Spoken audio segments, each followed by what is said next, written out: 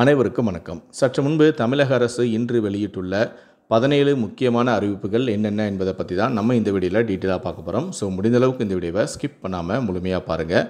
இந்த வீடியோக்குள்ளே போகிறதுக்கு முன்னாடி இந்த வீடியோக்கு ஒரு லைக் பட்டனை ப்ரெஸ் பண்ணிடுங்க. நீங்கள் இது வரைக்கும் என்ன சேனலை சப்ஸ்கிரைப் பண்ணாமல் இருந்தீங்கன்னா மறக்காமல் சப்ஸ்கிரைப் பண்ணிக்கோங்க. கூடவே அந்த பெல் சிம்பளையும் மறக்காமல் கிளிக் பண்ணிக்கோங்க. சரி, வாங்க இப்போ நம்ம வீடியோக்குள்ளே போகலாம்.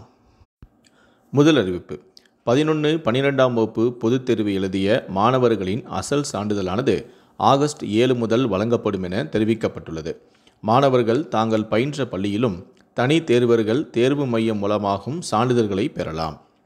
இரண்டாவது அறிவிப்பு: சார் பதிவாளர் அலுவலகங்களில் 20,000 ரூபாய்க்கு மேல் ரொக்க பரிமாற்றம் நடந்தால் தெரிவிக்க உத்தரவிடப்பட்டும் உள்ளது. 20,000க்கு மேல் பண பரிமாற்றம் ஆவண விவரங்களை வருமான வரித்துறைக்கு தெரிவிக்க வேண்டும் என உச்சநீதிமன்ற உத்தரவினை பின்பற்றும் வகையில் சார் பதிவாளர் அலுவலர்களுக்கு பதிவுத்துறை ஐஜியான தினேஷ் பொன்ராஜ் ஆலிவர் உத்தரவிட்டிருக்கிறார்.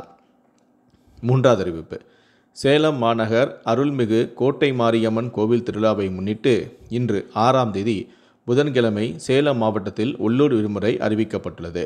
இந்த உள்ளூர் விடுமுறைக்கு பதிலாக சேலம் மாவட்டத்தில் உள்ள அனைத்து அரசு அலுவலகங்கள் மற்றும் பள்ளி கல்லூரிகளுக்கு வருகிற 23ஆம் தேதி சனிக்கிழமை அன்று பணி நாளாக அறிவிக்கப்படுகிறது என மாவட்ட ஆட்சித்தலைவரான பிருந்தாதேவி தெரிவித்திருக்கிறார்.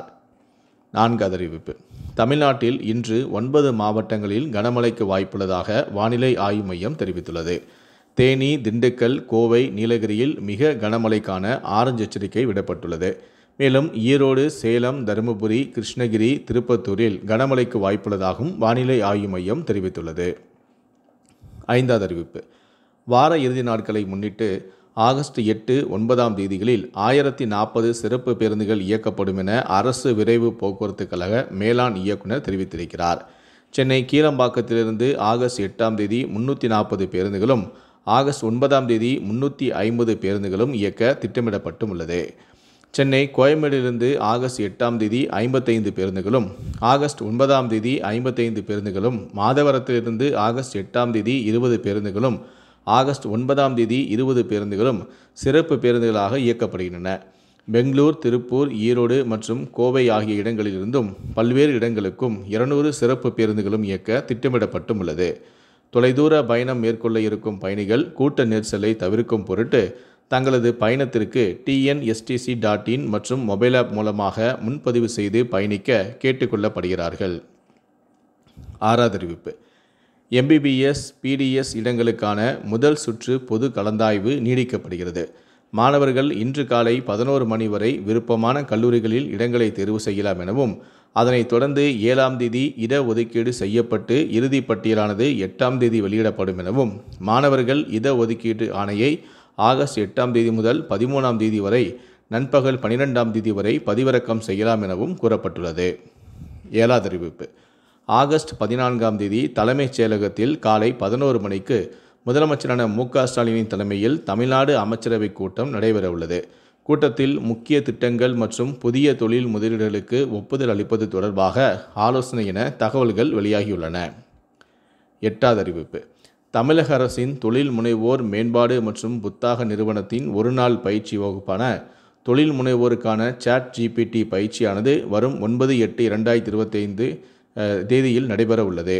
சிறு மற்றும் நடுத்தர வணிக உரிமையாளர்கள் மற்றும் ஸ்டார்ட் அப் நிறுவனர்களுக்கு ChatGPTயை பயன்படுத்தி வணிக செயல்பாடுகளை எளிமைப்படுத்தவும் திறன் மேம்படுத்தவும் செலவுகளை குறைக்கவும் உதவும் தகவல்கள் மற்றும் நடைமுறை பயிற்சிகளை இந்த பயிற்சி வகுப்பு வழங்கும். ஒன்பதாவது அறிவிப்பு: 2026ஆம் ஆண்டு ஹஜ் பயணம் செல்வோர் விண்ணப்பிக்க கால அவகாசம் நீடிக்க செய்யப்பட்டுள்ளது. 2026ஆம் ஆண்டு ஹஜ் பயணம் செல்வோர் விண்ணப்பிக்க ஜூலை 30ஆம் தேதி கடைசி நாளாக அறிவிக்கப்பட்டிருந்தது. ஆனால் தற்போது கூடுதலாக ஒரு வார அவகாசம் அளிக்கப்பட்டிருந்தது. அதன்படி நாளை ஆகஸ்ட் 7ஆம் தேதி வரை விண்ணப்பிக்கலாம் என மத்திய அரசு தெரிவித்துள்ளது. 10வது அறிவிப்பு: TNPSC மூலமாக 1850 உதவியாளர்களை தேர்வு செய்ய மின்சார வாரியம் ஒப்புதல் அளித்துள்ளது. 400 உதவி பொறியாளர்கள், 1850 கள உதவியாளர்களை தேர்வு செய்ய மின்சார வாரியம் ஒப்புதல் அளித்துள்ளது. TNPSCயின் ஒருங்கிணைந்த தொழில்நுட்ப சேவைகள் தேர்வுகள் மூலமாக பணியிடங்கள் நிரப்பப்படும். 11வது அறிவிப்பு: பொறியியல் மாணவர்களுக்கான முதலாம் ஆண்டு வகுப்புகளானது ஆகஸ்ட் 11 தொடங்கும் என்று அண்ணா பல்கலைக்கழகம் தெரிவித்துள்ளது. பொறியியல் மாணவர்களுக்கான அறிமுக வகுப்புகள் ஆகஸ்ட் 5 முதல் ஆகஸ்ட் 9ஆம் தேதி வரை நடைபெறும் எனவும், அண்ணா பல்கலைக்கழகத்தின் கீழ் செயல்படும் கல்லூரிகளில் ஆகஸ்ட் 18இல் வகுப்புகள் தொடங்கப்பட உள்ளன. 12வது அறிவிப்பு. பள்ளி கல்வித்துறையின் கீழ் செயல்படும் அரசு மற்றும் அரசு நிதியுதவி பெறும் பள்ளிகளில் 6ஆம் வகுப்பு முதல் 10ஆம் வகுப்பு வரை படிக்கின்ற மாணவ மாணவியருக்கு முதல் முறையாக உடற்கல்விக்கான பாட புத்தகத்தை பள்ளி கல்வித்துறை அச்சிட்டுள்ளது. இந்த கல்வியாண்டிலேயே இந்த பாட புத்தகங்கள் பள்ளிகளில் பாடங்களாக நடத்தப்படவும் உள்ளன. 13வது அறிவிப்பு. சென்னையில் மீண்டும் டபுள் டெக்கர் பேருந்துகளை இயக்குவது குறித்து ஆலோசனை மேற்கொள்ளப்பட்டு வருகிறது. சென்னையின் அடையாளங்களை எடுத்துக்காட்டும் வழித்தடங்களில் டபுள் டெக்கர் பேருந்துகளை இயக்க திட்டமிடப்பட்டும் உள்ளது. அண்ணா சாலை, காமராஜர் சாலை, மாமல்லபுரம் உள்ளிட்ட பகுதிகளில் பேருந்துகள் இயக்க திட்டமிடப்பட்டும் உள்ளது. 14வது அறிவிப்பு. வெளியூர்களில் இருந்து மாணாக்கர்கள் தங்களுடைய பெற்றோருடன் சென்னைக்கு வந்து கலந்தாய்வில் கலந்து கொள்ளும் சிரமங்களை போக்க பிஎட் மாணவர்கள் தங்கள் விரும்பும் கல்லூரியை ஆன்லைனிலேயே தேர்வு செய்யலாம் என்று அமைச்சரான கோவிச்செழியன் தகவல் தெரிவித்தும் உள்ளார். 2025-26ஆம் பிஎட் மாணவர் சேர்க்கைக்கு மொத்தம் 3454 பேரின் விண்ணப்பங்கள் பெறப்பட்டுள்ளன. ஆன்லைன் மூலமாக ஆகஸ்ட் 9 மாலை 5 மணி வரை தாங்கள் விரும்பும் கல்லூரியை தேர்வு செய்யலாம் எனவும், தங்கள் உள்நுழைவு ஐடி மூலமாக iwiasc.ac.in என்ற இணையதளம் வாயிலாக தாங்கள் விரும்பும் கல்லூரியை தேர்வு செய்யலாம் எனவும் கூறியுள்ளார். 15வது அறிவிப்பு. தேசிய சட்ட பல்கலைக்கழகங்களில் 2026-27ஆம் கல்வியாண்டு இளநிலை முதுநிலை மாணவர் சேர்க்கைக்கான கிளாட் நுழைவுத் தேர்வுக்கு அக்டோபர் 31ஆம் தேதிக்குள் விண்ணப்பிக்க வேண்டும் என அறிவிக்கப்பட்டுள்ளது. கிளாட் நுழைவுத் தேர்வானது டிசம்பர் 7ஆம் தேதி மதியம் 2 மணி முதல் 4 மணி வரை நடத்தப்படவும் உள்ளது. விண்ணப்ப கட்டணமாக பொது பிரிவினர் 4000 SC/ST பிரிவினர் 3500 செலுத்த வேண்டும்.